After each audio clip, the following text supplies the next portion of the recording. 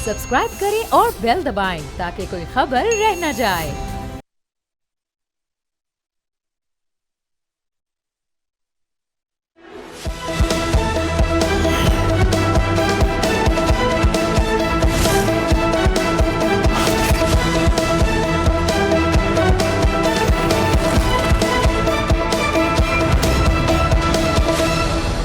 अस्सलामुअलैकुम। प्रोग्राम में खुशामदीद। मैं हूं अब्सा कोमल। गुज़िश्ता 4 माह से पार्लियामेंट अपोजिशन लीडर के बगैर चल रही है। कौमी असम्बली के साबिक अपोजिशन लीडर उमर अयूब की नाअहली के बाद PTI ने महमूद खान अचकज़ई को कौमी असम्बली में अपना अपोजिशन लीडर नामजद किया, लेकिन मुख्तलिफ कानूनी रुकावटों, हुकूमत की जानिब से उन पर रियासती इदारों के खिलाफ तकरीरें करने के इल्ज़ामात और अवामी ताकत की बुनियाद पर पार्लियामेंट न चलने देने की धमकी से मुतालिक हुकूमती करारदाद सामने आने के बाद महमूद खान अचकज़ई की बतौर अपोजिशन लीडर तैनाती इल्तवा का शिकार है। आज स्पीकर कौमी असम्बली ने सहाफ़ियों से इस हवाले से गैर रस्मी गुफ्तगू की, जिसमें उनकी तरफ से एक बड़ा दावा किया गया कि PTI के अंदर भी महमूद खान अचकज़ई को अपोजिशन लीडर बनाने पर इख्तलाफ राय पाया जाता है। अयाज सादिक का कहना था कि अपोजिशन के कुछ लोगों ने भी उनसे रब्ता करके ये कहा कि महमूद खान अचकज़ई उनको कबूल नहीं, जबकि दूसरी तरफ कौमी असम्बली में PTI के चीफ व्हिप आमिर डोगर ने आज स्पीकर कौमी असम्बली अयाज सादिक से मुलाकात की, जिसमें महमूद खान अचकज़ई को ही अपोजिशन लीडर बनाने का उनकी तरफ से मुतालबा दोहराया गया।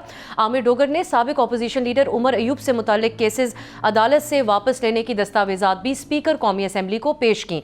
प्रोग्राम में हम ये जानने की कोशिश करेंगे कि कौमी असम्बली में अपोजिशन लीडर हुकूमत क्या इसको किस तरीके से देखती है, इसके अलावा किन लोगों की बात अयाज सादिक साहब कर रहे हैं जो अपोजिशन में से है, जो नहीं देखना चाहते महमूद खान अचकज़ई साहब को बतौर अपोजिशन लीडर। इस पर बात करने के लिए हम आज के प्रोग्राम में हम हुकूमत और अपोजिशन दोनों का मौक़िफ़ जानेंगे। पहले हमारे साथ मौजूद है वफाकी वज़ीर बराए पार्लिमानी अमूर डॉक्टर तारिक फजल चौधरी साहब। बहुत बहुत शुक्रिया डॉक्टर साहब आपके वक्त के लिए। ये सवाल उठ रहा है पिछले कुछ माह से कि कैसा पार्लिमानी निज़ाम है जहां अपोजिशन लीडर ही नहीं है पार्लियामेंट में, क्या वजह है? आपसे हम बुनियादी तौर पर जानना चाहेंगे कि महमूद खान अचकज़ई साहब के ऊपर बहुत सारे इल्ज़ामात हैं, उनकी तकरीरों को लेकर वो करारदाद जो आपकी मेंबर असम्बली की तरफ से पेश की गई थी, बुनियादी एतराज़ महमूद खान अचकज़ई साहब के अपोजिशन लीडर बनने से क्या है? जी बिस्मिल्लाहिर्रहमानिर्रहीम। बहुत शुक्रिया, आपने प्रोग्राम में दावत दी। देखिए, गुजारिश ये है कि जो आपने बात की है कि उनकी ज़ात के ऊपर कोई इल्ज़ामात हैं,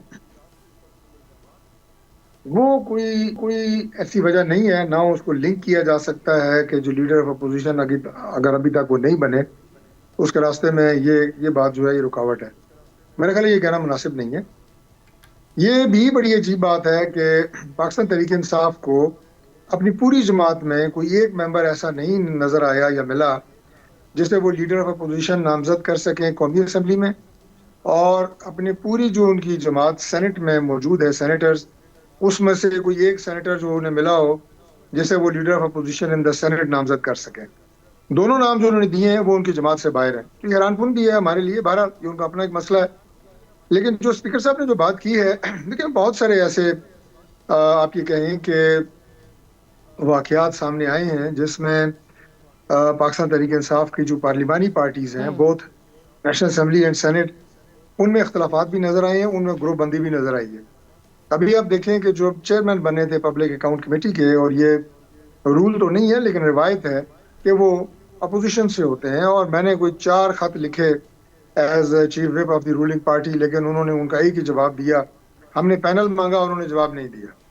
फिर पैनल मांगा, उन्होंने जवाब नहीं दिया। क्या आगे जी एक बंदा लगेगा और उसका नाम दिया। हमने कहा जी आप पैनल दें, प्रेरोगेटिव गवर्नमेंट का है, बनेगा अपोजिशन से, लेकिन उसमें भी जिद और उसी तरह की सियासत, और बाद में खैर लेकिन आप लोगों का फिर ये कंसर्न है कि PTI के अपने लोग इस नाम पर राजी नहीं है अचकज़ई साहब के, सो वो ये आपका कंसर्न है या इसके अंदर और बहुत कुछ शामिल है? डॉक्टर साहब, जो करारदाद पेश की गई जिसमें अचकज़ई साहब के कंडक्ट के हवाले से सवाल उठाया गया, आप लोगों की MNA की तरफ से पेश की गई थी, सो PTI का कोई भी और अपोजिशन लीडर उनकी जमात से होता, उससे बेहतर वर्किंग रिलेशन अचकज़ई साहब के साथ नहीं हो सकता पार्लियामेंट में हुकूमत का, जिनके साथ एक बैकग्राउंड भी है आपकी? देखिए, बात यह है कि ये मामला जो है ये पाकिस्तान तहरीक इंसाफ का गवर्नमेंट के साथ नहीं है। ये मामला जो होता है ये पार्लियामेंट का मामला है, तो पार्लियामेंट का मामला पार्लियामेंट में ही सुलझाया जाता है, और इसकी अपॉइंटमेंट जो है वो करनी है स्पीकर साहब ने। स्पीकर साहब ने जो अपना मौक़िफ़ दे दिया है, मेरा ख्याल वो बड़ा वाज़ेह है। इसमें प्राइम मिनिस्टर ने कोई किरदार अदा नहीं करना, और जो पार्लिमानी उमूर के वज़ीर हैं उनका कोई इसमें किरदार नहीं है। اور جو یہ تقرری ہونی ہے یہ بھی اسمبلی کے قواعد اور ضوابط کے مطابق ہونی ہے، اور پارٹی نے اس کے مطابق ایکٹ کرنا ہے اور اس کے نتیجے میں اسپیکر صاحب نے نوٹیفائی کرنا ہے۔ تو میرا تو خیال یہ ہے کہ پاکستان تحریک انصاف جو اسمبلی کے باہر سیاسی بیانات دے رہی ہے اس ٹاپک کے حوالے سے، اور اس کو بھی ایک میڈیا ہائی بنانے کی کوشش کر رہی ہے، وہ جو اسمبلی قواعد اور ضوابط رولز اینڈ پروسیجرز کا جو میں نے ذکر کیا اس کے مطابق درخواست دیں اسپیکر صاحب کو، ان سے ملیں، اور وہ اکثر ملتے بھی ہیں۔ اسپیکر آفس جو ہے وہ اسمبلی میں بڑی ایک نیوٹرل جگہ ہوتی ہے جہاں پہ سارے ایم این ایز آتے ہیں، اور اگر انہیں کوئی ایشوز ہوتا ہے یا جماعت کا ایشوز ہوتا ہے تو وہاں ریزالو کیا جاتا ہے۔ تو میں تو یہ مشورہ دوں گا کہ آپ اسپیکر چیمبر میں جائیں، 12 جنوری کو اسمبلی کا اجلاس ہے، اس میں اس اپنی جو آپ کا یہ مدعا ہے اسے پیش کریں اور یہ حل ہو جائے گا، کیونکہ لیڈر آف اپوزیشن کی تقرری بہرحال اپوزیشن سے ہی ہونی ہے، گورنمنٹ سے تو ہونی نہیں ہے۔ لیکن پھر یہ 4 ماہ میں رکاوٹ کیا حاوی رہی پھر ڈاکٹر صاحب؟ آپ کہتے ہیں ان کی تقریریں بھی کوئی مسئلہ نہیں تھا جس پہ قرارداد آئی، اب آپ یہ کہتے ہیں کہ ہمیں کنسرن ہے کہ پی ٹی آئی کے خود لوگ اس نامینیشن سے خوش نہیں، اس کے علاوہ کیا رکاوٹ رہی ہے ان 4 ماہ میں؟ اور یہ ایک کنسرن کی بات ہے حکومت کے لیے کہ 4 ماہ میں پارلیمنٹ کے اندر اپوزیشن لیڈر نہیں تھا۔ دیکھیں، اپوزیشن لیڈر نہ ہونے کے باوجود پاکستان تحریک انصاف بطور اپوزیشن تو موجود رہی ہے، اور انہوں نے اپوزیشن کا کردار ادا کیا ہے، اور وہ کردار ان کا لیڈر آف اپوزیشن ہو تب بھی نہ ہو تب بھی وہی کی ہے، اور وہ ہے ڈیسک پہ جانا، اسمبلی میں جناب سیٹیاں اور باجے پہ جانا، تو وہ کردار تو وہ بڑے بخوبی ادا کر رہے ہیں۔ لیڈر آف اپوزیشن کے ہونے یا نہ ہونے سے پاکستان تحریک انصاف کی اسمبلی کے اندر جو پرفارمنس ہے اس میں کوئی فرق نہیں پڑا، نہ وہ نعرے کم ہوئے ہیں، نہ وہ چیخو پکار کم ہوئی ہے۔ باقی انہوں نے اب تقریباً پورے 2 سال ہو گئے ہیں، اس میں جو پارلیمانی بزنس ہوتا ہے اس میں انہوں نے 0 پارٹیسپیٹ کیا ہے، اور اب اگر لیڈر آ بھی جائیں گے اپوزیشن کے تو ان کی پارلیمانی بزنس میں اور جو پارلیمنٹ کے ساتھ سنجیدگی ہے اس میں ان کی جو آپ یہ کہیں کہ پارٹیسپیشن ہے وہ 0 ہی رہنی ہے۔ یہ بات آپ لکھ کے لے لیں، احتجاج کرنا اور بس اس کی ویڈیو بنانا اور عمران خان کو بھیجنا اور نعرے لگانا۔ دیگر اپوزیشن پارٹیز کا کیا موقف ہے ڈاکٹر صاحب؟ جو آج ایاز صادق صاحب نے بات کی، وہ کہتے ہیں دیگر اپوزیشن کے بھی مختلف ایک پوزیشن ہے اس معاملے کے اوپر، جے یو آئی کیا چاہتی ہے؟ مولانا عبدالغفور حیدری نے تو ایک دفعہ ہی کہا تھا اپوزیشن اگر نامزد کرتی ہے مولانا صاحب کو تو پھر تو ان کا ساتھ دیں گے، اس کے بعد ہمیں کچھ فاصلے بھی نظر آئے جے یو آئی اور دیگر اپوزیشن کے درمیان۔ جے یو آئی کا کیا موقف ہے اس پہ؟ دیکھیے، ظاہر ہے یہ رائٹ جو ہے یہ جو میجورٹی اپوزیشن پارٹی ہے اسی کا ہوتا ہے، اور وہ پاکستان تحریک انصاف ہے، اور جو آزاد ممبران بھی ان کے ساتھ ہیں، یہ ان کا رائٹ ہے، ہم نے یہ ڈینائی نہیں کیا۔ اس سے پہلے بھی عمر ایوب صاحب کو بنایا گیا تھا، لیکن اب جو چونکہ وہ بنانا کسی اور کو چاہ رہے ہیں، اور پس پردہ کچھ ان کے اندر جو گروپ بندی ہے اس کا بھی اس کے اندر کوئی عمل دخل ہے۔ میں جنید اکبر صاحب کو جو پبلک اکاؤنٹ کمیٹی کا چیئرمین بنایا تو وہ میں نے بتایا کہ بڑی مشکل سے کچھ سال کے بعد وہی ان کی اپنی انٹرنل گروپ بندی، اور پھر ان کی انٹرنل گروپ بندی نے ان کو ہٹوانے کے لیے اسمبلی اپنی پارٹی کے اندر، پارلیمانی پارٹی کے اندر یہ ریزولوشن پاس کی کہ تمام اسٹینڈنگ کمیٹیوں سے استعفے دیں۔ اصل ٹارگٹ جنید اکبر تھا، میں آپ کو پروگرام میں واضح انداز سے آپ کو بتا رہا ہوں، اسے ہٹانے کے لیے تمام جو قائمہ کمیٹیاں تھیں وہاں سے جو پاکستان تحریک انصاف کے چیئرمین ہیں وہ جناب انہیں مستعفی کرا دیا گیا۔ ایک خاص گروپ ہے، خاص لابی ہے، تو جہاں اس حد تک فریگمنٹیشن ہو وہاں پہ ظاہر ہے کسی ایک چیز کے اوپر کنسنسس بڑا مشکل ہوتا ہے۔ اب ایک چیز کے اوپر آپ کی جماعت میں بھی کنسنسس نظر نہیں آ رہا کہ پی ٹی آئی کے معاملے پہ مذاکرات کی بات پہ کس طرح آگے چلنا ہے۔ رانا ثناء اللہ صاحب نے تو یہ آفر کر دی کہ 5 بڑے ملک کے ساتھ بیٹھے ہیں، جس بڑوں میں وہ عمران خان صاحب کو بھی کاؤنٹ کرتے ہیں، ملک کی عسکری قیادت کو بھی کاؤنٹ کر رہے ہیں۔ دوسری طرف آپ لوگ ہر دن یہ بیانیہ بنانے کی کوشش کرتے ہیں کہ وہ ایک نیشنل سیکیورٹی تھریٹ ہے، Imran Khan persona non grata بن چکے ہیں، تو ان کا تو کسی چیز میں شمولیت نہیں ہوگی۔ سو اب آپ لوگوں کے ہاں اس بات پہ اتفاق رائے ہے کہ مذاکرات ہونے چاہیے پی ٹی آئی سے؟ جی دیکھیں، جب آپ کی جو ٹیم ہے اس کے جب لیڈر اور آپ کے کپتان یہ بات کہہ دیتے ہیں کہ مذاکرات ہونے چاہیے، اور وہ اس وقت پرائم منسٹر شہباز شریف صاحب ہیں یا ہمارے قائد میاں نواز شریف صاحب، وہ بھی اگر یہ کہتے ہیں کہ مذاکرات ہونے چاہیے، تو اس کے بعد کسی وزیر کا کوئی اختیار نہیں رہتا کہ وہ الگ party line they. So the party line has been determined by the prime minister, اور ڈائلاگ کی بات کر رہے ہیں، ایک دفعہ نہیں کی، 5 دفعہ کر چکے ہیں، 6 دفعہ کر چکے ہیں۔ لیڈر آف دی اپوزیشن کی کرسی پہ جا کے یہ جو بجٹ اجلاس ہوا اس میں انہوں نے کہا مذاکرات ہونے چاہیے، اور اسد عمر اور بیرسٹر گور صاحب تھے کہ مل بیٹھ کے ہم مذاکرات کریں، تو اس سے زیادہ جسچر اور کیا ہو سکتا ہے۔ لیکن یہ جو بات آپ کہہ رہی ہیں نا کہ آپ کے اندر بھی کنسنسس نہیں ہے, بنیادی طور پہ پاکستان تحریک انصاف جو ہے ان کی صفوں کے اندر ڈویژن ہے. یہاں پہ بھی یہی صورتحال ہے جو میں پچھلے ٹاپک پہ آپ کو بتا چکا ہوں. آدھے لوگ مذاکرات کی بات کرتے ہیں, آدھے لوگ بشمول علیمہ خان میڈیا پہ آ کے کہتی ہیں کہ جس نے مذاکرات کی بات کی اس کا تحریک انصاف سے اور عمران خان سے کوئی تعلق نہیں ہے. تو مجھے آپ بتائیں کہ ہم کس کی بات کو سچ مانیں؟ محمود خان اچکزئی جن کے پاس پولیٹیکل پاور آف اٹارنی ہے عمران خان کی کہ جی یہ جو چاہے فیصلہ کریں گے مجھے منظور ہوگا, وہ کہتے ہیں مذاکرات کریں. انہوں نے واضح موقف اپنا دیا ہے ڈاکٹر صاحب, وہ یہ کہتے ہیں کہ عمران خان صاحب سے ملاقات کرائی جائے, باقی لوگوں کی بے شک نہ کرائیں, آپ اچکزئی صاحب کی کروا دیں, علامہ صاحب کی کروا دیں, جنہوں نے پارٹی کی فیصلہ سازی کرنی ہے. تو یہ ملاقات ہوگی یا نہیں ہوگی, یہ ایکسس ان تک بند رہے گی؟ یہ مذاکرات عمران خان سے کوئی ایشو نہیں ہے, اس کو خواہ مخواہ میڈیا ایک ہائپ کریٹ کر دیتا ہے, یہ روٹین کی بات ہے. اس سے پہلے سینکڑوں ملاقاتیں عمران خان کی ہو چکی ہیں, ابھی بھی ہو جائیں گی.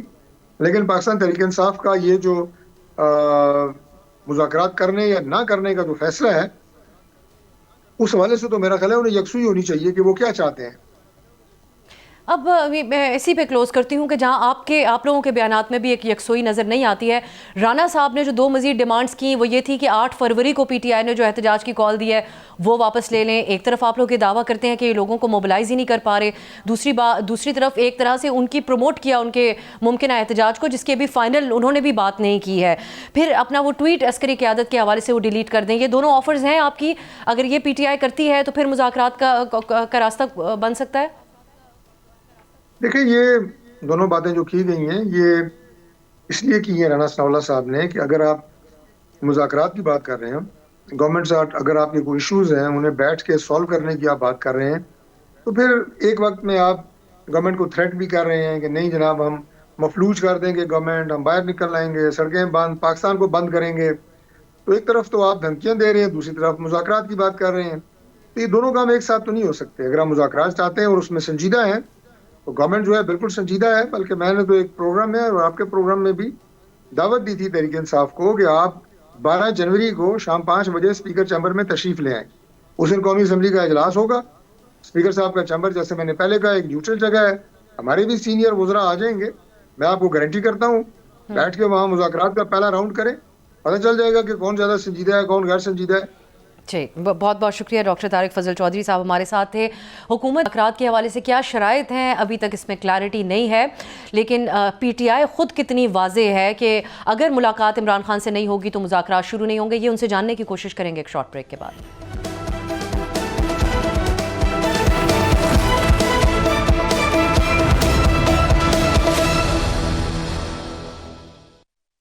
بریک کے بعد خوش آمدید. قومی اسمبلی میں اپوزیشن لیڈر کی تعیناتی اور اس کے حوالے سے آج اسپیکر قومی اسمبلی کے بیان کو ہم ڈسکس کریں گے, اور مذاکرات کے حوالے سے حکومت جو نئی شرائط سامنے رکھ رہی ہے اس پہ بھی بات ہوگی. ہمارے ساتھ ترجمان خیبر پختونخوا حکومت شفیع اللہ جان صاحب موجود ہیں. شفیع اللہ صاحب بہت بہت شکریہ آپ کے وقت کے لیے. آج اسپیکر ایاز صادق نے میڈیا سے گفتگو کی ہے, غیر رسمی گفتگو, جس میں انہوں نے کہا کہ خود اپوزیشن کے اندر بھی اچکزئی صاحب کے بطور اپوزیشن لیڈر جو نامینیشن ہے اس کے اوپر اختلافات ہیں, اور پی ٹی آئی کے حلقوں میں بھی اس بات کے اوپر اختلاف ہے. کچھ خبریں بھی پہلے فلوٹ کر رہی تھیں کہ پی ٹی آئی کے حلقوں میں یہ بات کہی جا رہی ہے کہ کیا پی ٹی آئی میں کوئی نہیں تھا جو اچکزئی صاحب کو نامینیٹ کیا گیا اپوزیشن لیڈر کے لیے. کیا وجہ ہے کہ ان کی نامزدگی کی گئی, اور کیا واقعی اختلافات آپ کی جماعت میں پائے جاتے ہیں جن کو ایڈریس کرنا بھی باقی ہے؟ سب سے پہلے آپ کا شکریہ. آپ نے دیکھا ہوگا کہ جب سے عمران خان صاحب نے محمود خان اچکزئی صاحب کو نامینیٹ کیا ہوا ہے فار دا پوزیشن لیڈر, تب سے لے کے آج تک ایک آپ نے دیکھا ہوگا کہ ہمارے تمام ایم این ایز نے سائن کیے, جو ایک پروسیس ہوتا ہے ڈیو پروسیس وہ کمپلیٹ ہوا, اور ہم نے تمام تر جو کاغذات تھے وہ اسپیکر آفس میں جمع کیے. اور اس کے بعد سے لے کے آج تک یہ سٹیٹمنٹ کیوں نہیں آ رہی تھی. جب ہم نے پریشر بڑھایا اور جب ہم یہ بات کر رہے ہیں کہ اسپیکر قومی اسمبلی ہو چاہے یہ حکومت ہو, یہ بے اختیار ہیں, یہ بے بس ہیں, یہ ڈمیز ہیں, ان کو بھرتی کیا گیا ہے. کیونکہ جب آپ کے پاس عوام کا مینڈیٹ نہیں ہوتا تو پھر آپ کو جو بیٹھاتے ہیں آپ ان کے مطابق فیصلہ کرتے ہیں. جو آپ کو جس سیٹ پہ بھرتی کرتے ہیں اس کا آپ احسان مند ہوتے ہیں اور آپ ان کے فرما بردار ہوتے ہیں. وہ جو بھی کہیں گے آپ کو ماننا پڑتا ہے. تو اسپیکر قومی اسمبلی جو ہے, اگر وہ یہ کہتے ہیں کہ پاکستان تحریک انصاف کے کافی لوگ ہیں جو یہ کہتے ہیں کہ محمود خان اچکزئی صاحب کو لیڈر آف دا پوزیشن نہیں بننا چاہیے, یا پاکستان تحریک انصاف کے صفوں کے درمیان کوئی پھوٹ ہے, تو ان لوگوں کے نام لے. اس طرح نہیں ہوگا کہ آپ تمام تحریک انصاف کو نام لے کے بدنام بھی کرے, اور صرف اپنی نااہلی چھپانے کے لیے. آپ کی جماعت میں جب شفیع اللہ صاحب یہ بات اٹھائی گئی, اور ہر موقع کے اوپر سیاسی جمہوری جماعتوں کے اندر یہ باتیں ہوتی ہیں, اختلاف رائے کہ اچکزئی صاحب کیوں, باقی پی ٹی آئی میں اور کوئی نہیں تھا اس پوزیشن کے لیے, تو اس کا کیا جواز ہے, کیا وجہ ہے کہ اچکزئی صاحب کا انتخاب کیا گیا اس اہم پوزیشن کے لیے؟ دیکھیں, آپ نے دیکھا ہوگا کہ اس سے پہلے عمر ایوب صاحب جو تھے وہ ہمارے اپوزیشن لیڈر تھے, اور اب عمر ایوب صاحب نے جس طریقے سے فلور پہ عمران خان صاحب کی بیانیوں کو رکھا, جس طریقے سے انہوں نے عمران خان صاحب کا مقدمہ لڑا, جس طریقے سے وہ تحریک انصاف کی تحریک کی بات کرتے تھے, تو وہی چیزیں تھی جو ان کی سزا کی وجہ بنی. ان کو 50 سال قید اور کئی جھوٹے ایف آئی آر میں نامزد کی کے ڈیسیٹ کر دیا گیا. ہمیں پتا تھا کہ ہم جو بھی پاکستان تحریک انصاف سے لے کے آ جائیں, اس کو اپوزیشن لیڈر بنائیں, اور وہ جو اپنا رول پلے کرے گا تو اس کے لیے وہی سزا ہوگی جو عمر ایوب صاحب کی سزا ہے. جو محمود خان اچکزئی صاحب کا جو out of the box Imran Khan صاحب کیلے ہیں, وہ عمران خان صاحب داد کے مستحق ہیں, اور عمران خان ہی تحریک انصاف ہے, اور تحریک انصاف ہی عمران خان ہے. یہ ون مین آرمی ہے. یہاں پہ عمران خان صاحب جو بھی کہیں گے وہ منو ان تسلیم کیا جائے گا. کسی میں یہ جرت نہیں ہے اور نہ کبھی ہوگی کہ وہ عمران خان صاحب جو بھی کہیں اس کو نہ مانا جائے. جو فیصلہ عمران خان صاحب لیں گے تمام تحریک انصاف کو ماننی پڑے گی, کیونکہ مینڈیٹ عمران خان صاحب کا ہے, ووٹ عمران خان صاحب کا ہے. میں اگر آج انفارمیشن منسٹر ہوں اور میں نے آج اپنا حلقہ جیتا ہوا ہے, اگر آج سہیل آفریدی صاحب اپنا حلقہ جیتے ہوئے ہیں اور وہ سی ایم خیبر پختونخوا ہیں, اگر آج چیئرمین گوہر ہیں وہ اپنا حلقہ جیتا ہوا ہے, تو عمران خان کی مرہون منت ہے. آج عمران خان کا نام, اس کی پارٹی کا نشان, اس کی پارٹی کا ایجنڈا ہم سے ہٹایا جائے, ہم اپنی سیٹ نہیں جیت پائیں گے. تو یہ بات بڑی واضح ہے کہ قومی اسمبلی کا جو اسپیکر ہے وہ اپنی نااہلی چھپانے کے لیے, اپنی بے بسی چھپانے کے لیے. اچکزئی صاحب کی طرح کی ایک نیوٹرل ایک اور آپشن مولانا فضل الرحمان صاحب بھی ہو سکتے تھے. ان کی جماعت نے خود یہ بات کہی کہ ہم نے اپوزیشن سے کہا تھا کہ مولانا صاحب کو نامینیٹ کر دیا جائے تو ہم دیگر معاملات پہ بھی ساتھ چل سکتے ہیں. تو یہ ایک اپرچونٹی نہیں تھی کہ اگر ایک نیوٹرل شخصی کرنا تھا تو مولانا صاحب, اور جس کے ساتھ آپ کا اتحاد بھی مضبوط ہو جاتا؟ دیکھیں, جہاں تک مولانا صاحب کی بات ہے یا محمود خان اچکزئی صاحب کی بات ہے, بات شخصیات کی نہیں ہے. بات یہ ہے کہ ان کو عمران خان صاحب نے منتخب کیا تو اس لیے ان کا نوٹیفیکیشن نہیں ہو رہا. محمود خان اچکزئی صاحب ہمارے ساتھ کھڑے ہیں, اس تحریک میں ہماری بیانیے کے ساتھ کھڑے ہیں, اس مینڈیٹ چوری میں ہمارے ساتھ کھڑے ہیں, اس ناجائز حکومت کو وہ نہیں مان رہے, وہ ہمارے ہم خیال ہیں. تو اس لیے ہم نے عمران خان صاحب نے ان کو منتخب کیا. اور آپ بے بسی دیکھ لیں کہ اپنی نااہلی چھپانے کے لیے آج جو اسپیکر قومی اسمبلی جو ہے, ایک اور چیز, اسپیکر قومی اسمبلی ہمیشہ کہتے ہیں کہ مذاکرات کی آفر کرتے ہیں, وہ کہتے ہیں کہ میرا آفس استعمال کیا جائے, وہ یہ کہتے ہیں کہ میرے آفس کی طرف آنا پڑے گا تو ہی مذاکرات ہوں گے.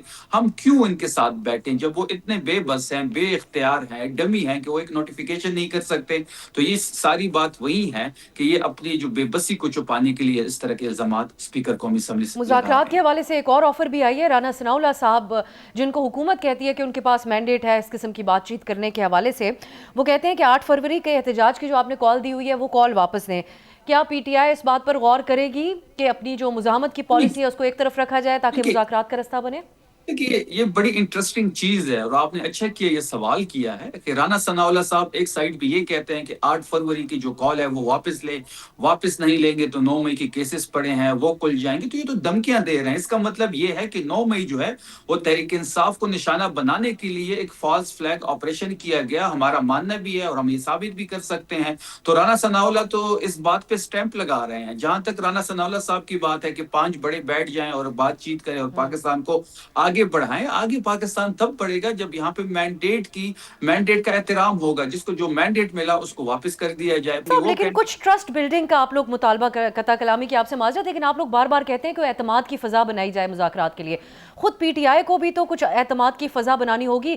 آپ لوگوں کا پہلے اصرار رہا کہ ہم بات صرف اسٹیبلشمنٹ سے کریں گے. آج بھی سی ایم آفریدی صاحب کہتے ہیں کہ اسٹیبلشمنٹ کے ساتھ میں بیٹھنے کو تیار ہوں, ورکنگ ریلیشن قائم کرنے کے لیے بھی تیار ہوں. اب ایک مطالبہ سی ایم صاحب کا یہ بیان کوٹ ہو رہا ہے کہ اسٹیبلشمنٹ کے ساتھ ایک یہ غلط بیانی سے کام لیا جا رہا ہے. ایسا کوئی بیان نہیں آیا. نہ ہم کسی اسٹیبلشمنٹ سے کوئی بیک ڈور رابطہ چاہتے ہیں، نہ ہماری کوئی خواہش ہے۔ ہاں، ایک انتظامی امور کے لیے جو ایک ریلیشن شپ ہونی چاہیے صوبے کو چلانے کے لیے، بالکل ہم اس کے لیے تیار ہیں۔ اس سے زیادہ نہ ہم چاہتے ہیں، نہ ہماری خواہش ہے۔ وہ ایک ورکنگ ریلیشن ہی اس کو کہا جا سکتا ہے نا، خیبر پختونخوا کے انتظامی معاملات تو پھر ورکنگ ریلیشن شپ ایک اور چیز ہوتی ہے، اور انتظامی امور چلانے کے لیے کچھ ان سے اگر بات چیت ہو وہ ایک اور چیز اتنا ایمینڈ اگر تھوڑا بہت تبدیل کیا جا سکتا ہے تو ایک مطالبہ پھر ایک اور حکومت نے رکھا کہ جو ٹویٹس ہیں عمران خان صاحب کے عسکری قیادت کے حوالے سے وہ ڈیلیٹ کر دیے جائیں۔ ٹرسٹ بلڈنگ کے لیے پی ٹی آئی یہ قدم اٹھائے گی کہ ان ٹویٹر پیغامات کو ڈیلیٹ کر دیا جائے تاکہ آگے معاملات بڑھیں؟ دیکھیے، کبھی بھی دیکھیں، میں نے، مینا خان صاحب نے، سہیل آفریدی صاحب نے، پاکستان تحریک انصاف کے ہم پروڈکٹس ہیں، ہم نے کوئی اور پارٹی نہیں دیکھی۔ ہم نے بچپن سے جب سیاست میں آئے ہیں، ہمیں 15 سال ہو گئے ہیں، اسٹوڈنٹ پالیٹکس سے، یوتھ ونگ سے ہو کے یہاں تک پہنچے ہیں۔ ہم نے عمران خان صاحب کو ہی دیکھا۔ ہمیں کبھی عمران خان صاحب نے یہ نہیں کہا کہ آپ اپنے اداروں کے بارے میں اس کے خلاف بات کریں۔ عمران خان صاحب نے کبھی ہمیں یہ تربیت نہیں دی۔ اظہار کرتے عمران ہیں ہم خان صاحب بالکل کے اور پی ٹی آئی کے آفیشیل پیج سے جو چیزیں ٹویٹ ہوئی جس کا ایک ہم رد عمل عمران بھی خان سامنے آیا، صاحب آپ نے کے دیکھا؟ اکاؤنٹ کے بالکل، ہم عمران خان صاحب کے جو ان کا آفیشیل اکاؤنٹ ہے ہم آن بھی کرتے ہیں۔ میں تو بارہا یہ بات کر رہا ہوں کہ ہم آن کرتے ہیں، وہ جو ٹویٹس کرتے ہیں ہم سٹینڈ کرتے ہیں اس کے ساتھ۔ اس کے علاوہ ہم کسی بھی جو باہر بیٹھے لوگ ہیں یا کوئی اور ہمارے جو پاکستانی ہیں جو ٹویٹس کرتے ہیں اداروں کے خلاف یا اس قسم کے بیانات ان کی طرف سے آتے ہیں، ہم ان کے ذمہ دار نہیں ہیں۔ دیکھیں، ہم یہ کہتے ہیں کہ ہمارا مینڈیٹ چوری ہوا۔ 8 فروری کو عوام نے عمران خان کو وزیر اعظم منتخب کر لیا تھا۔ آپ نے وزیر اعظم ہاؤس لانے کے بجائے ان کو اڈیالہ میں بند کر دیا۔ اس پہ پھر آپ نے ان کی جو ہماری سابق خاتون اول ہے بشرا بی بی کو ناجائز کیسز میں اندر بند کر دیا۔ یاسمین راشد صاحبہ، علیمہ آپا کے ساتھ جو ہو رہا ہے، جو باہر پارٹی کے ساتھ ہو رہا ہے، جس طریقے سے ورکرز کو ضبط کیا جا رہا ہے، جس طریقے ورکرز کو اٹھایا جا رہا ہے، سہیل آفریدی صاحب کے دورے کے دوران پنجاب میں کیا ہوا، جس طرح کرفیو لگایا گیا، تو یہ ساری چیزیں بھی پوری قوم تماشا دیکھ رہی ہے۔ اس طرح نہیں ہو سکتا کہ آپ ون وے ٹریفک چاہ رہے ہیں، آپ کہتے ہیں ٹیمپریچر بھی ڈاؤن ہو۔ ٹیمپریچر ڈاؤن دونوں سائڈ سے ہوں گے اور زیادہ ذمہ داری حکومت کی بنتی ہے۔ سوشل میڈیا کے حوالے سے کوئی نظر ثانی نہیں کی جائے گی شفیع صاحب، اگر ایک یہ آپشن حکومت سامنے رکھتی ہے تو؟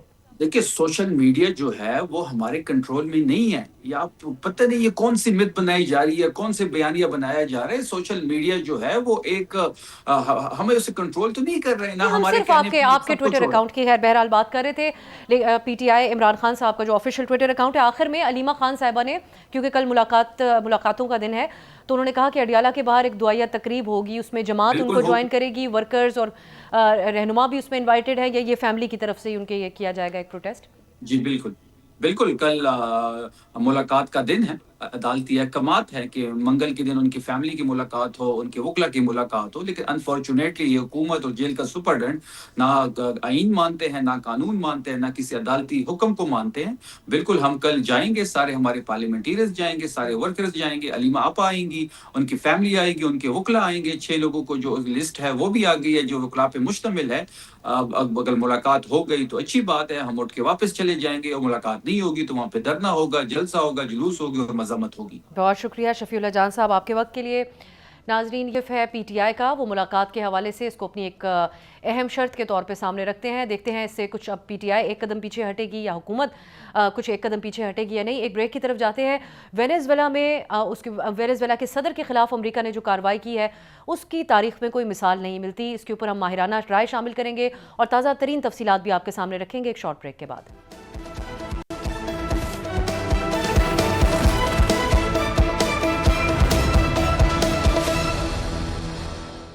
بریک کے بعد خوش آمدید ناظرین۔ امریکہ اپنے مفادات کے لیے دنیا بھر میں حکومتیں تبدیل کرانے، نظام کو گرانے اور بدلنے کے حوالے سے تو جانا جاتا ہے، اس قسم کی خفیہ کارروائیوں کے حوالے سے بھی جانا مانا جاتا ہے، لیکن جس طرح سے تیل کے ذخائر سے مالا مال ملک وینیزویلا میں براہ راست فوجی کارروائی کی گئی ہے، اس کی کوئی خاص جو ہے وہ ایکسپیکٹ نہیں کر رہا تھا کہ اس قسم کی کارروائی امریکہ کر سکتا ہے آج کے موجودہ دور میں۔ جیسا کہ آپ لوگ جانتے ہیں کہ 3 جنوری کو وینیزویلا کے صدر اور ان کی اہلیہ کو ان کی رہائش گاہ سے امریکہ نے ایک فوجی آپریشن کے ذریعے اغوا کیا، پھر امریکہ منتقل کیا گیا۔ آج کی اپڈیٹ یہ ہے کہ وینیزویلا کے صدر اور ان کی اہلیہ کو کو خطرناک ملزمان کی طرح نیو یارک میں وفاقی عدالت میں پیش کیا گیا اور اس کے مناظر بھی براہ راست دنیا بھر نے دیکھے۔ ان کے اوپر امریکہ میں منشیات سمگلنگ کے الزامات ہیں، نارکو ٹیررزم کا نام بھی دیا جا رہا ہے جو الزامات ہیں ان کے اوپر۔ اس سلسلے میں جو کارروائی کی گئی ہے اس کو صدر ٹرمپ نے تو تیل اور منشیات سے جوڑا۔ ان کا یہ کہنا تھا کہ وینزویلا کے تیل کے ذخائر اب ہم سنبھالیں گے، جبکہ امریکہ کے secretary of state Marco Rubio نے تھوڑا تفصیلی اور تھوڑا امریکی صدر سے متضاد بیان دیا ہے۔ انہوں نے اس کی وضاحت کرتے ہوئے کہا کہ ہمیں کیوبا کے تیل کی ضرورت نہیں ہے، مگر ہم اس بات کی اجازت نہیں دیں گے کہ وینزویلا کے تیل کی صنعت کو امریکہ کے مخالف ممالک کنٹرول کریں۔ اب یہ جو امریکہ کا اقدام ہے اس پر لاطینی امریکہ کے ممالک یعنی کولمبیا، چلی، کیوبا اور برازیل سمیت چین اور روس نے سخت مذمت کی ہے، مگر امریکی صدر نے اپنے موقف سے 2 قدم پیچھے ہٹنے کے بجائے بڑا سخت مزید بیان دیا، مزید دھمکیاں دی ہیں۔ گرین لینڈ پر قبضہ کرنے کی بات کی انہوں نے، کیوبا اور میکسیکو کی حکومتیں بھی اسی انداز میں گرانے کی دھمکیاں دی ہیں انہوں نے۔ وینزویلا کے حوالے سے بھی ان کا یہ بیان پہلے ہی سامنے آ چکا ہے کہ اب اس ملک کا نظام امریکہ چلائے گا۔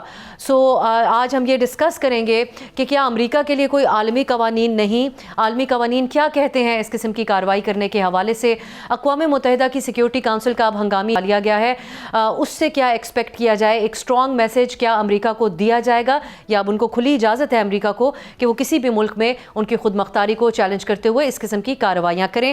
اس پر ہم بات کریں گے۔ پاکستان کے سابق مستقل مندوب برائے اقوام متحدہ منیر اکرم صاحب ہمیں جوائن کر رہے ہیں۔ منیر صاحب بہت بہت شکریہ آپ کے وقت کے لیے۔ جیسا کہ ہم نے ذکر کیا، جدید دور میں کافی ناقابل یقین یہ کارروائی نظر آتی ہے جو امریکہ کی طرف سے کی گئی، ایک خود مختار ملک کے سربراہ کو اس انداز میں وہاں سے لایا گیا اور پھر آج ان کو عدالت کے سامنے بھی پیش کیا گیا ہے۔ اقوام متحدہ کا چارٹر موجود ہے، سیکیورٹی کونسل موجود ہے، خود امریکہ کا کانسٹیٹیوشن جو کہ جس میں کانگریس کے سامنے معاملات رکھنے ہوتے ہیں، ان کا اپروول لینا ہوتا ہے، ان سب چیزوں سے کو ایک طرف رکھتے ہوئے امریکہ نے یہ کارروائی کی ہے۔ آپ سمجھتے ہیں کہ کوئی نہ کوئی قانونی جواز اس کا ان کے پاس موجود ہوگا یا اب وہ ابو ہیں، بالا ہیں تمام عالمی قوانین سے؟ جی، آپ کو یاد ہوگا کہ امریکہ نے اس طرح کی رجیم چینج کی انٹرونشنز تو بہت ساری کی ہیں۔ پاناما میں جو نوریگا صاحب پریزیڈنٹ تھے ان کو بھی قبضہ کیا تھا اس کا، اور وہ ابھی جیل میں ہیں یہاں امریکہ میں۔ تو اس طرح کی حرکتیں تو پہلے بھی ہوئی ہیں، پر اب یہ بالکل ایک تیز رفتار پہنچ گئی ہے جس میں ان کا کھلا کہنا ہے کہ ہم انٹرنیشنل قانون کی خلاف ورزی کے باوجود ہم کر سکتے ہیں، اور ہم نے یہ وینزویلا میں کیا ہے۔ یہاں روبیو صاحب تو کہتے ہیں تیل نہیں ضرورت ہے، میرے خیال میں تیل پہ قبضہ کرنے کی یہ سب میں بڑی موٹیو یہی ہے کہ وینزویلا کا جو آئل ریزروز ہیں سب میں دنیا میں سب سے بڑی آئل ریزروز ہیں، اس پہ اپنا قبضہ کرنے کے لیے یہ بڑی آبجیکٹیو رہی ہے۔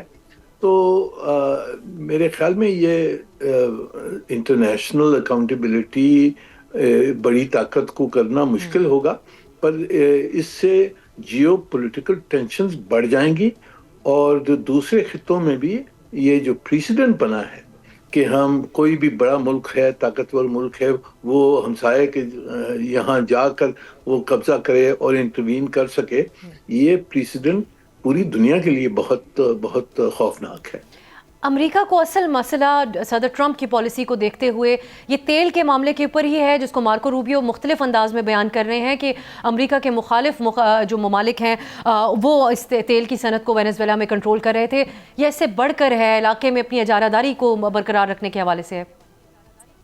جی، میرے خیال میں اوبویسلی جیسے میں نے کہا کہ وینزویلا کی جو آئل ریزروز ہیں سب میں دنیا میں سب سے بڑی ہیں، تو امریکہ کو وہاں سے نکالا گیا تھا جب چاویز نے پریزیڈنٹ بن گئے تھے، مڈورو ان کا لیفٹیننٹ تھا، اور یہ چاویز کی جو پارٹی تھی انہوں نے امریکن کمپنیز کو آہستہ آہستہ کر کے وہاں سے نکالا، تو ان کو یہ واپس قبضہ کرنا ہے آئل ریزروز پر۔ یہ سب میں بڑا مسئلہ ہے، اور وہ نہیں چاہتے ہیں کہ چین کی کمپنیز آ جائیں اور وہ قبضہ کریں، تو obviously ان کا پہلا یہی ہے کہ امریکن قبضہ رہے آئل وینزویلا کی آئل ریزروز پر ایک نقطہ یہ بھی ہے کہ امریکن جو ریفائنریز ہیں ٹیکسس وغیرہ میں، یہ ریفائنریز وینیزویلن تیل پہ چل رہی تھی بہت سالوں سال سے، اور ان کی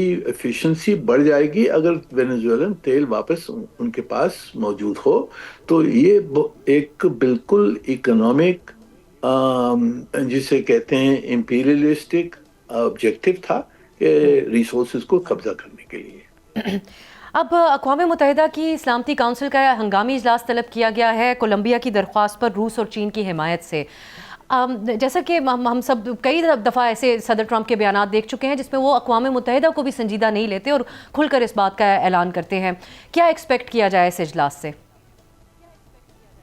جی اجلاس ہوگا، اس میں روس اور چین مخالفت کریں گے، کچھ دوسرے ممالک ہیں جیسے وینیزویلا، کولمبیا، کیوبا، یہ سب مخالفت کریں گے. پر میری نظر میں نتیجہ نہیں نکلے گا، کیونکہ ایک تو امریکن ویٹو ہے اور پھر امریکن دباؤ ہے چھوٹے ملکوں پر. تو میرے خیال میں ان کے خلاف، امریکہ کے خلاف کوئی یا اس سے نتیجہ نہیں نکلے گا سلامتی کونسل کی اجلاس سے. تو پھر اگر اب منیر صاحب ہم بات کریں جو دھمکیاں صدر ٹرمپ نے دی ہیں گرین لینڈ کو، کیوبا کو، کولمبیا کو، ایران کے حوالے سے بھی ایک بیان انہوں نے دیا ہے، اس حوالے سے بھی اب وہ پیش قدمی کریں گے یا آپ سمجھتے ہیں کہ یہ اتنا بڑا ایک واقعہ ہو گیا ہے تو کچھ وقت لے گا امریکہ اپنا کوئی بھی آئندہ رد عمل دینے کے حوالے سے، اس ڈر سے کہ عالمی برادری کا پھر کوئی دباؤ آ سکتا ہے ان دیٹ کیس؟ جی دیکھیں، اس میں پہلی چیز تو یہ کہ جو وینیزویلا کے ساتھ یہ انہوں نے کیا ہے، اس میں تو امریکہ کی اکنامک آبجیکٹیوز ہیں. کیوبا کے خلاف ایک پولیٹیکل کیمپین ہے، بہت سالوں سال صدیوں سے چل رہا ہے یہ. تو شاید کیوبا کے خلاف کچھ اور پریشر ڈالیں، کچھ میرے خیال میں انٹروین نہیں کریں گے کیوبا میں، کیونکہ وہاں کافی ریزسٹنس ہوگا. اسی طرح سے کولمبیا جو ہے، کولمبیا کے ساتھ ان کے تعلقات اچھے ہیں. پریزیڈنٹ جو کولمبیا کے ہیں وہ ان کے خلاف ہیں، وہ سوشلسٹ ہیں، پر میرے خیال میں انٹروین نہیں کریں گے وہاں، شاید پریشر ان کے اوپر ڈالے. جو حملہ ہوگا سب میں زیادہ امکان جو حملے کا وہ اسرائیل نے ایران کے اوپر جو کچھ انہوں نے دھمکی دی ہے کہ ایران کے خلاف وہ میسائل پروگرامز پہ یا نیوکلیر پروگرام پہ پھر وہ حملہ کر سکتے ہیں. میرے خیال میں وہ صحیح ہو سکتا ہے، پر ایران میں بھی ریجیم چینج نہیں، انٹرونشن سے ریجیم چینج نہیں ہوگی. اور جو انہوں نے دھمکی دی ہے یہ میرے خیال میں زیادہ دھمکی ہے جسٹیفائی کرنے کے لیے کہ ان کا جو میسائل اور نیوکلیر پروگرام پہ حملہ پھر کر سکتے ہیں اس کو کور دینے کے لیے. آخر میں منیر صاحب، اب جو عالمی برادری کا ایک رد عمل ہے اس میں کچھ ممالک نے بڑا محتاط سا ایک رویہ اپنایا اور کچھ نے خاموشی اس واقعے کے حوالے سے، جس کو دوسری طرح یہ بھی دیکھا جا رہا ہے کہ تمام عالمی قوانین کو ایک طرف رکھتے ہوئے ایک ملک کی خود مختاری پہ ایک طرح سے حملہ کیا ہے امریکہ نے. سو یہ جو تقسیم ہے اور ایک کلیئرٹی نہیں ہے، ایک اصولی پوزیشن سامنے نہیں آتی، یہ کیا ظاہر کرتا ہے آپ کی نظر میں کہ ایک نیو نارمل ہے، اس طرح کی کارروائیاں اب آئندہ مستقبل میں ہم دیکھیں گے کہ ہوتی رہیں گی؟ جی یہ تو آپ نے دیکھا ہے کہ پچھلے کافی سالوں سے جو یونائٹڈ نیشنز چارٹر ہے، انٹرنیشنل لا ہے، اس کی خلاف ورزی کتنی ہو رہی ہے. اسرائیل کی جو جنگ ہے غزہ میں وہ بالکل خلاف ورزی تھی، انہوں نے سب قانون توڑے ہیں، جینوسائیڈ کیا وہاں. اسی طرح سے آپ نے دیکھا کہ یورپ میں بھی یوکرین میں جو کچھ ہوا ہے اس میں انٹرنیشنل لا کے تحت تو نہیں تھا. اسی طرح سے ہندوستان نے پاکستان پر حملہ کیا یونیلیٹرلی، وہ بھی انٹرنیشنل لا کی خلاف ورزی. تو یہ ایک ماحول بن گیا ہے جس میں انٹرنیشنل لا کی جو طاقتور ملک ہیں وہ دوسروں پر حملہ کرنے کے لیے وہ اپنے آپ پر انہوں نے ایک رائٹ دے دی ہے. اور اس کو بدلنے کے لیے بہت اہم انٹرنیشنل سسٹم میں چینج لانا پڑے گا. پر فی الحال یہ نظر آتا ہے کہ امریکہ کہتا ہے کہ ویسٹرن ہیمسفیئر، ساؤتھ اور نارتھ امریکہ میں ہمارا اختیار ہوگا. جو یورپ میں روس اور یورپین یونین ہے وہ آپس میں کچھ فیصلہ کر لیں. اور ایشیا میں انہوں نے دیکھا کہ چین کا سب میں بڑا اثر رسوخ ہے، उसको वो रिस्पेक्ट करेंगे। तो दुनिया मेरे ख्याल में बट रही है बड़ी ताकतों के दरमियान। जी, बहुत बहुत शुक्रिया मुनीर अकरम साहब आपके कीमती वक्त के लिए। जैसा कि आपने गुफ्तगू मुलाहिजा किया, अक़वाम मुत्तहिदा से ज़्यादा एक्सपेक्टेशन तो है नहीं, जैसा कि मुनीर साहब ने भी हाईलाइट किया गज़ा के मामले पर जो किरदार रहा अक़वाम मुत्तहिदा का, लेकिन देखना होगा कि अमरीका के इस इक़दाम के हवाले से क्या कोई सख्त पैगाम आता है या नहीं। आज के लिए इजाज़त दीजिए, खुदा हाफिज़।